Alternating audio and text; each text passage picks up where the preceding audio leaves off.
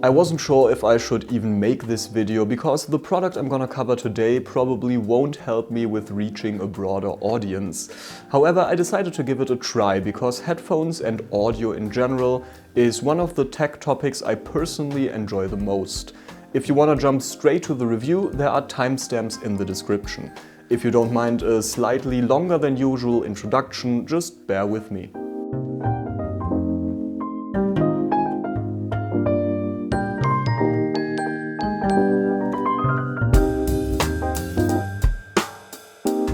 My interest for audio sparked around 20 years ago. I've had my first turntable when I was roughly 6 years old, and just a few years later I received a sound mixer for Christmas and started producing radio-esque shows with music, jingles and so on. I've always liked recording my voice and I've been listening to tons of different music for my whole life. For the most part I use my vintage amp and some vintage speakers for that. A couple of years ago I moved into an apartment and due to my neighbors I can't blast music on my speakers anymore. At least not with the volume I desire. That's why I got more and more interested in headphones over the last few years.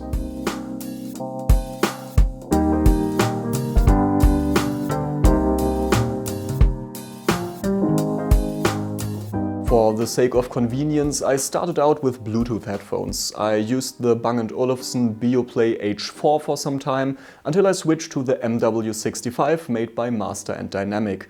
For the past 3 years I've been using its successor, the MW75.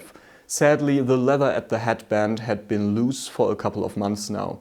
These still are my favorite Bluetooth headphones, though that might change with the Beoplay H100 I'm gonna review on this channel in a couple of weeks. Stay tuned for that, I hope you are as excited as I am.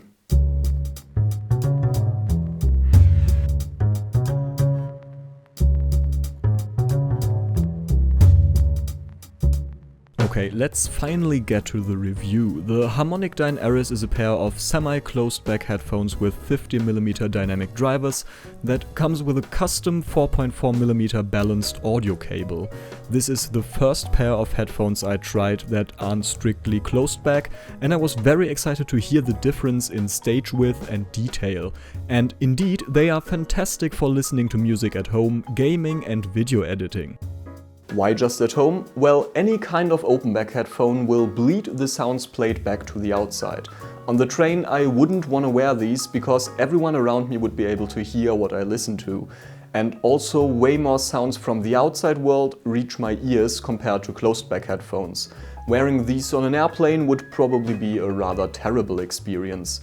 These downsides come with some advantages though, and those can generally be described as better sound quality.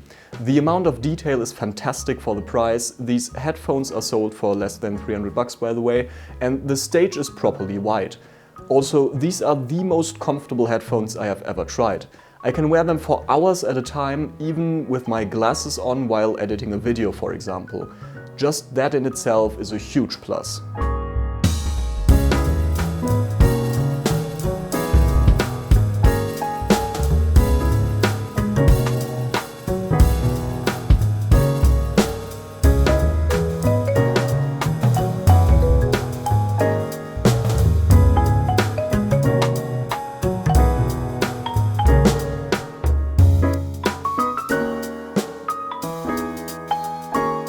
So these are very comfortable headphones with good sound quality, a stable build and a pretty great custom cable for a price that isn't ridiculous. So far so good, but what sets them apart from all the HiFi alternatives in a similar price range?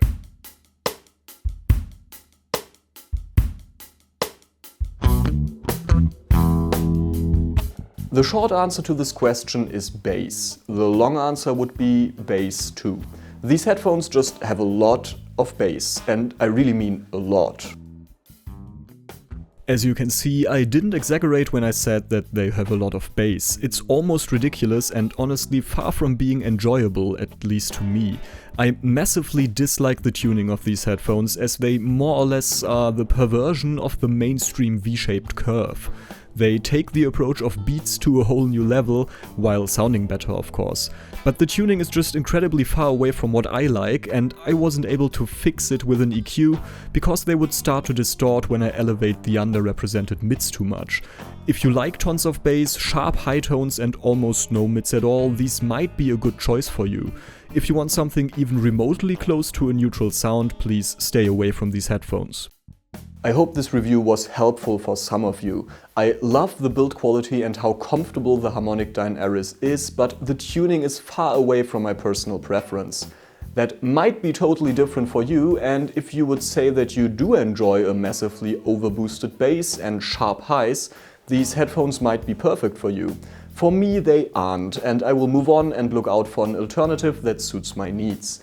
I will continue to use them for video editing, mainly because they really are incredibly comfortable.